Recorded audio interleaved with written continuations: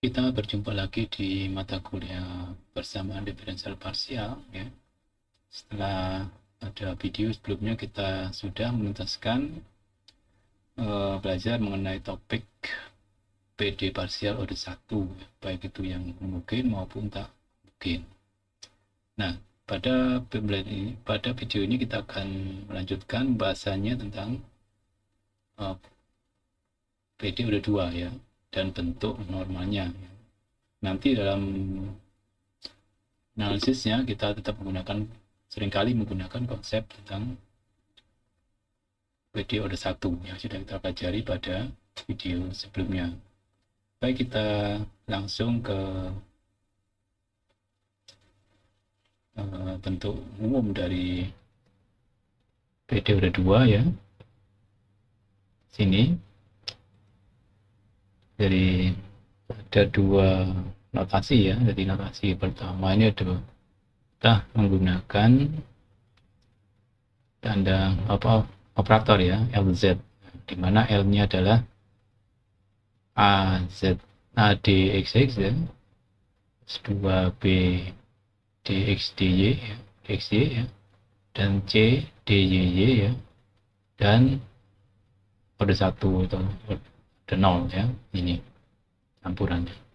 Jadi dikatakan order 2 kalau salah satu dari turunan kedua, yaitu X 2 kali, XY maupun Y itu ada. Tidak harus tiga-tiganya, salah satu aja ada bisa dikatakan PD order 2. Nah, kita fokus pada yang PD order 2 yang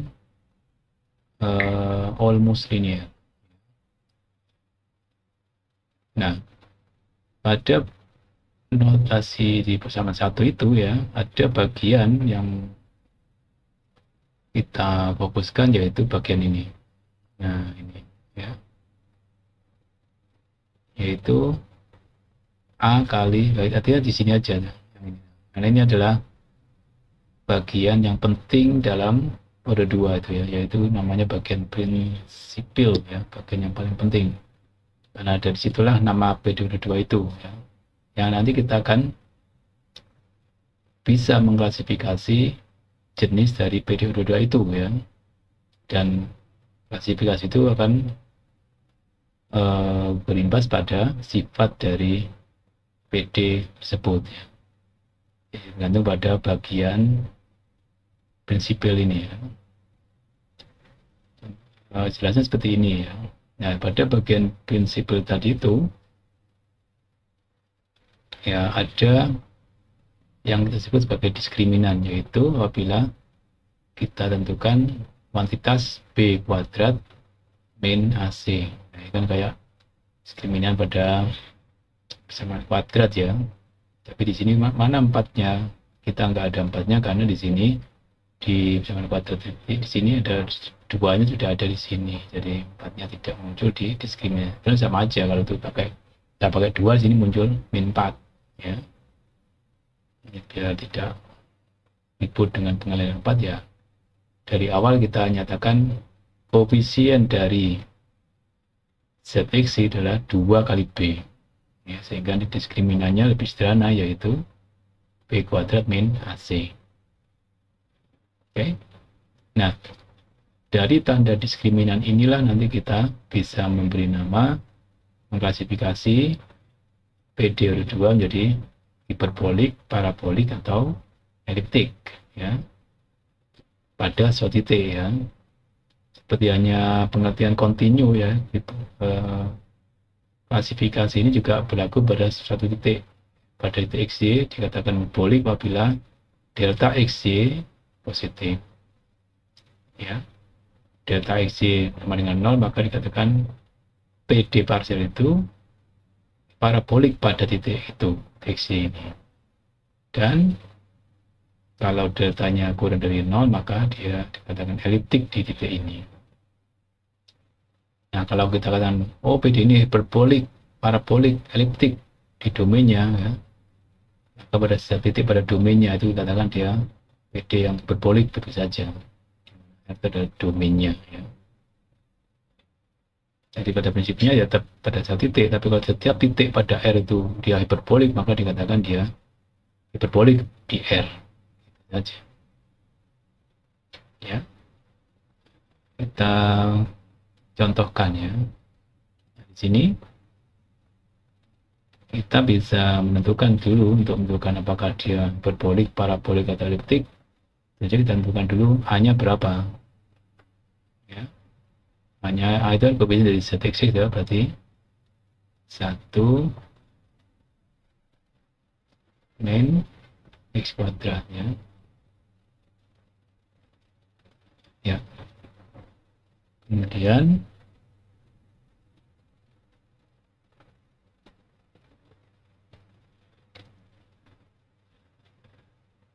di B-nya yaitu min X ya, karena rumus asalnya kan 2B ya, plus 2B, maka B-nya koefisiennya B-nya itu adalah min XY, min XY, min XY, karena duanya ikut yang ini tadi. Nah, 2B tadi kan, berarti B-nya kan min XY-nya. Ya, dari sini. B-nya itu min XY tadi kan. Di sini ini sering keliru ya, harus hati-hati karena di depan sudah ada 2 dulu. Dan C-nya sama dengan 1 min Y kuadrat. Nah, kita periksa delta XY-nya berapa, apakah positif atau negatif di XY. XY-nya kan masih sebarang ini ya, jadi kita tentukan. Deltanya berarti B kuadrat, berarti kan min XY kuadrat ya kan, min AC berarti kan 1 min X kuadrat, C-nya 1 min Y kuadrat. Disederhanakan dulu ya. Jadi ini adalah X kuadrat Y kuadrat min 1. Ini katakan min X kuadrat ya. Ini kali ini min Y kuadrat. Terus plus X kuadrat Y kuadrat. Gitu ya. Nah, itu di sini ada yang hilang toh, yaitu ini dan itu.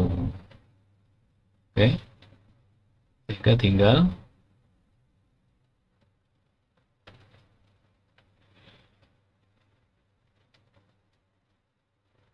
X kuadrat saya positif dulu ya, plus Y kuadrat min 1. Oke, ini deltanya. Nah, ternyata deltanya itu tidak langsung bilangan positif negatif, tapi berarti ekspresi adalah ada X ada Y-nya. Ya. Kalau kapan? Jadi kan kalau negatif, kalau positif dia hiperbolik gitu. Kapan dia positif ini nilainya? Ya, delta itu positif kalau apa? Jika X kuadrat plus Y kuadrat min 1 lebih dari 0 itu. Dan juga kalau sama dengan 0, kapan? Jika X kuadrat tambah Y kuadrat min 1 sama dengan 0. Ketika tadi XY kurang dari 0 jika apa?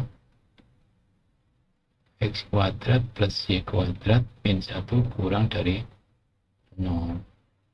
Ini kan persamaan atau persamaan dua variabel ya. Maka saya dapat membuat grafiknya toh. Kalau persamaan berarti kan daerah ya. Kalau persamaan berarti kurva. Kita buat yang mudah dulu ini. X kuadrat tambah Y kuadrat dengan 1. Ini kan sama aja dengan X kuadrat tambah Y kuadrat sama dengan 1 kan ya. Apa ini? Ya, itu adalah persamaan lingkaran berjari-jari 1 berpusat di 0,0. Lupa, lingkaran itu selalu ada pusatnya dan ada jari-jarinya. Kalau nggak ada pusatnya ya kita nggak bisa menentukan grafiknya. Ya, lingkaran berpusat di 0,0 berjari-jari 1. Ini adalah parabolik ya. Jadi parabolik di mana? Di sini. Kesimpulannya tulis ya. PDB parabolik di mana? Di lingkaran x kuadrat tambah y kuadrat sama dengan 1. Ini sendiri. Jadi parabolik di titik-titik pada lingkaran ini. Jadi PD ini parabolik di sepanjang kurva ini. Kalau yang ini sekarang di mana kira-kira? Ini kan ekuivalen dengan apa ini? X kuadrat tambah y kuadrat lebih dari 1 ya. Gimana? Ya di luarnya lingkaran daerah, di luar lingkaran ini kan. Ini. Hasil ya.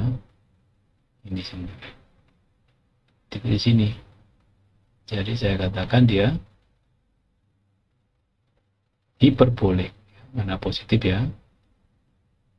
PDB-nya ini ya, ini ya betul ya. Hiperbolik di mana? Di daerah, ini daerah bukan kurva ya. Kalau ini di lingkarannya kan, di daerah di luar lingkaran ya, daerah x kuadrat plus y kuadrat lebih dari 1 atau di luar lingkaran ya kan. X kuadrat tambah y kuadrat sama dengan 1 ya.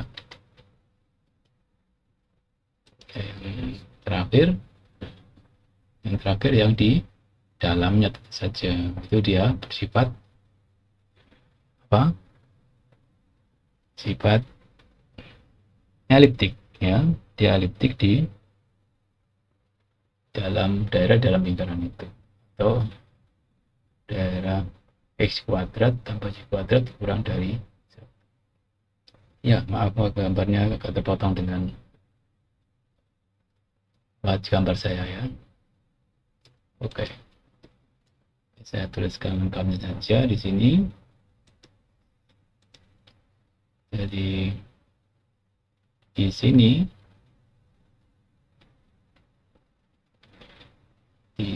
ya, kelihatan enggak ini? Nah, di sini dalam sini ya, daerah dalam lingkaran ini itu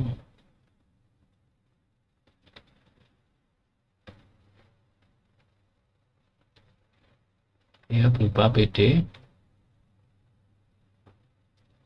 eliptik ya, di dalam ya, di luar ya, di daerah dulu ya, di daerah x kuadrat tambah y kuadrat kurang dari 1 atau di dalam lingkaran x kuadrat tambah y kuadrat sama dengan itu cara menentukan karakteristik klasifikasi ya, apakah dia eliptik, parabolik atau hiperbolik. Nah, untuk menyelesaikan PD periode 2 ini ya, salah satu langkah penting adalah kita mengubahnya ke bentuk normal dulu ya. Mengubah persamaan tadi menjadi bentuk normal. Nah, dengan cara apa? Memperkenalkan para variabel baru C dan theta ya. Misalnya seperti ini. Kita ke blackboardnya ya. Oke.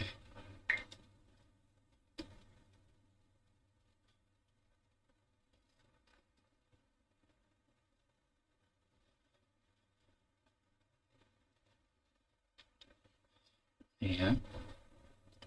Di sini itu persamaan awalnya ya.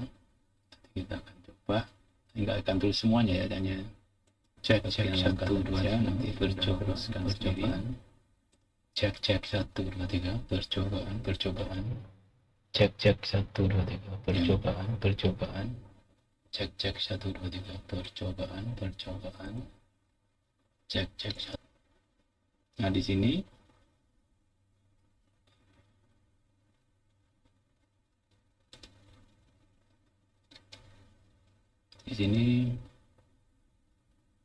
kita ganti nanti semua X dan Y dengan Si dan Eta. Caranya bagaimana? Kita gunakan ya, pakai ini ya. Jadi kita kenalkan dulu, kita ubah dulu, kita cari dulu ya. Z, X, ya. Nah, Z itu kan fungsi dalam XY ya, jadi tapi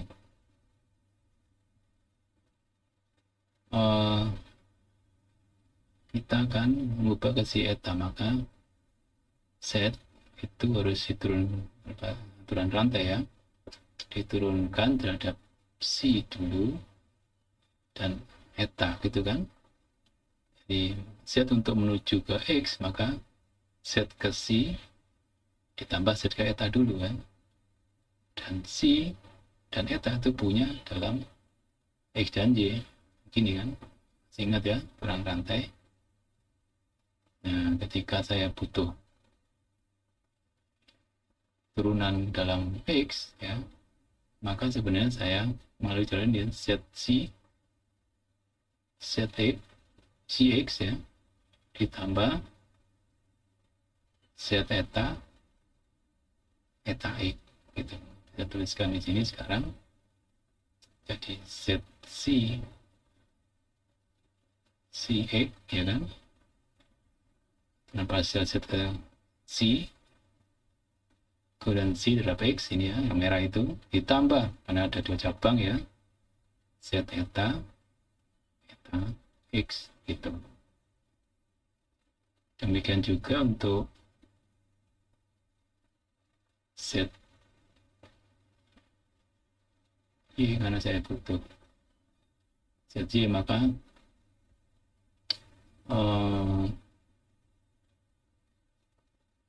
ini harus di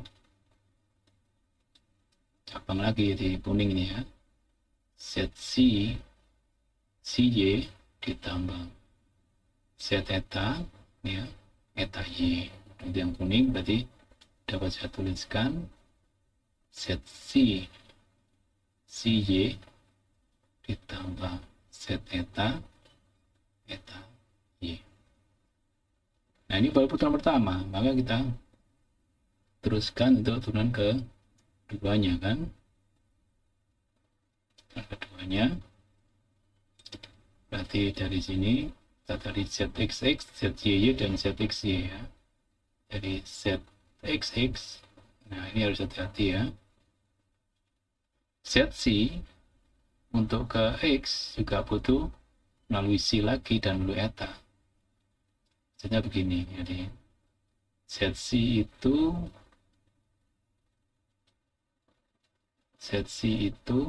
baju zeta sama ya, zeta sama ya. Jadi itu juga punya 2 cabang. Ke Si dulu, kemudian XY gitu kan.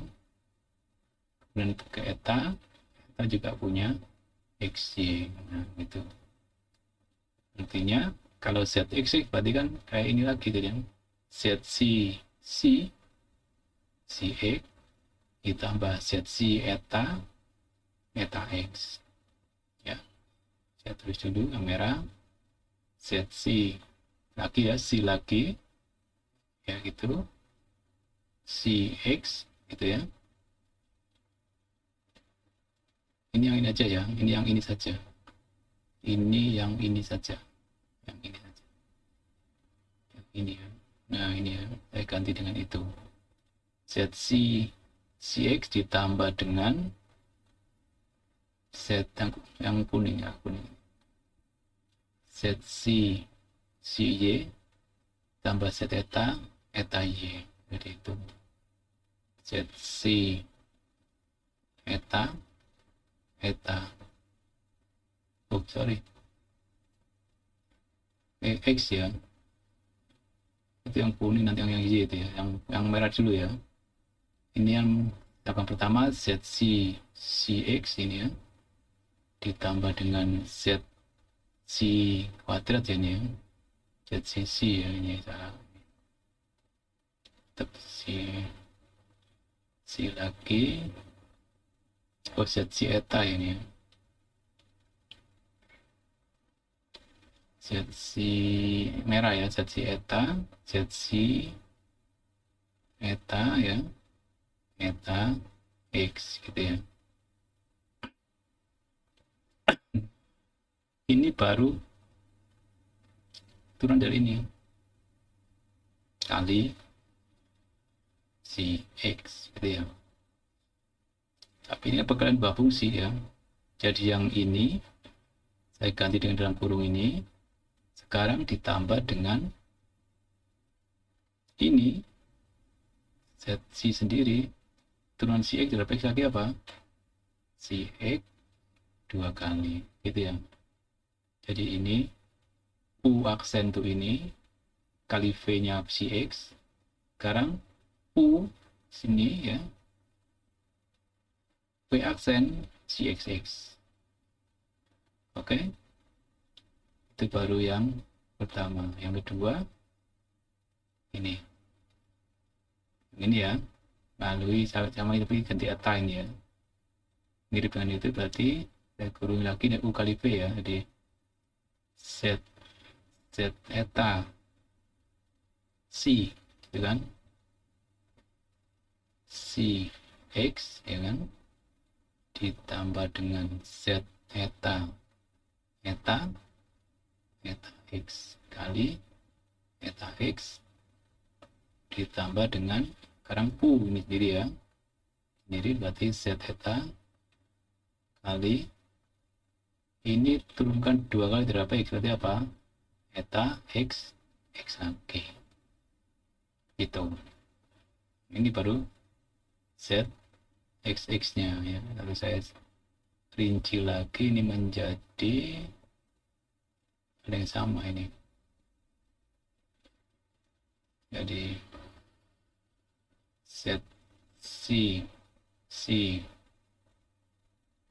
CX kuadrat ya kan, ditambah ZC eta kali eta X CX ini ya, tambah kali ini, ditambah ZC CXX tetap ini ya.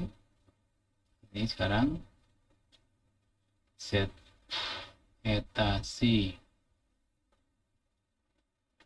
CX eta X ya, ini dan ini, kemudian ditambah dengan Z eta X kuadrat ya kan, ini. Terus ini apa tadi itu? Ini kali ini ya, bukan tambah, kali Z eta kali ini turunkan dua kali kan, eta X gitu kan, ditambah Z eta X. Apakah ada yang sama di sini? Ini sama ternyata ya. Ini ZC eta sama dengan C eta C sama atau ini ya, ini sama ini ya. Jadi tentunya Z C X kuadrat ya, ditambah 2 ya kan, Z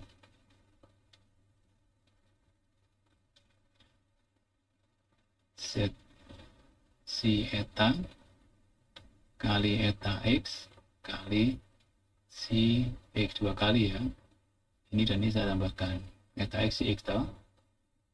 Terus ditambah lagi Z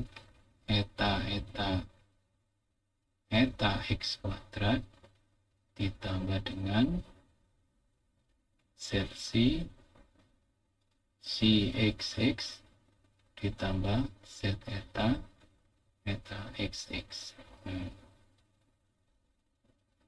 Coba dicari yang sama dia untuk Z YY dan satu lagi yaitu Z XY ya.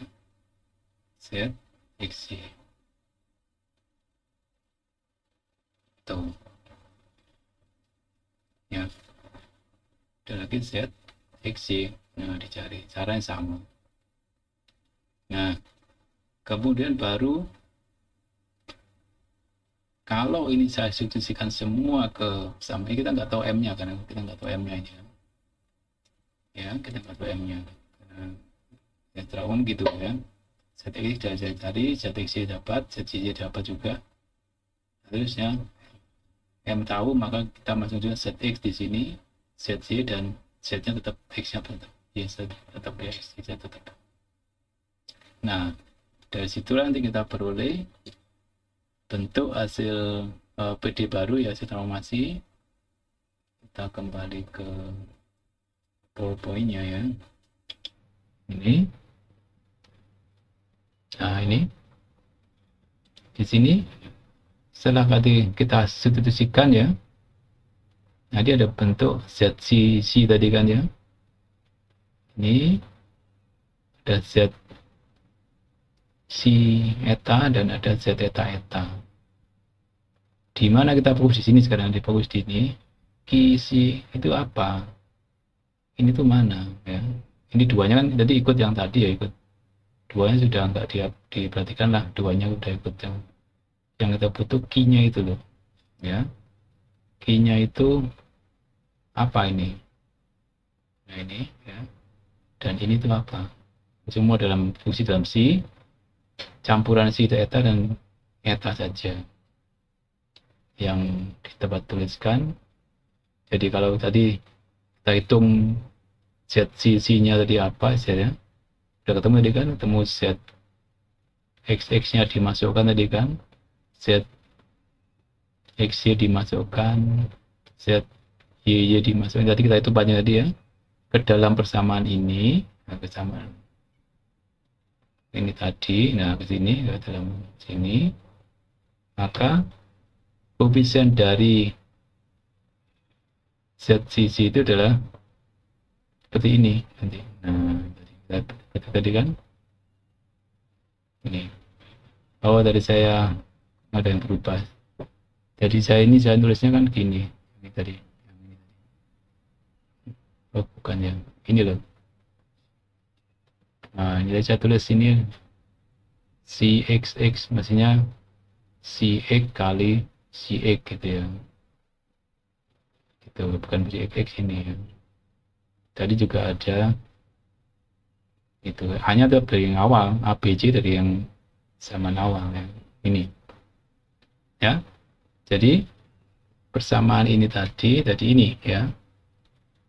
Jadi sama dalam si dan eta. Z dalam si dan eta. Ya. Nah, video yang baru tahu itu. Nah, kita fokus lagi pada bagian prinsipil tadi itu, bagian yang 3 suku pertama tadi itu yang ada turun parsialnya ya, ini 3 ini. Ya.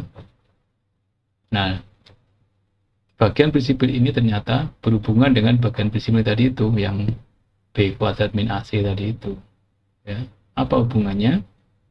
Kalau kita hitung ya, ternyata hubungannya bahwa data baru ini ya, C itu adalah kelipatan kuadrat dari apa ini? Jacobiannya. Dari data awal tadi, data awalnya kan data awalnya apa? B kuadrat min AC, ya kan? Kalau dihitung itu maka ini sama, delta aksen sama dengan Jacobian dikuadratkan kali itu. Nah, dari hubungan ini maka sebenarnya operator L tadi atau PD tadi itu ya, yang dalam bentuk L tadi ya, itu terutama yang bagian depan ini ya, ini ya, 3 cukup pertama itu ini dan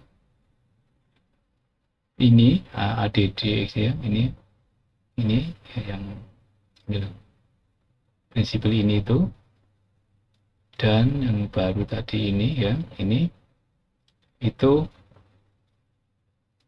invarian ya, invarian tidak berubah terhadap transformasi linear mana? Transformasi linear yang ini tadi. Ini kan transformasi linear ditambah ini ya, ditambah transformasi linear. Ini udah pernah kita lakukan ya ketika kita menyelesaikan periode 1. Ingat ketika kita pilih C-nya apa, etanya apa ya.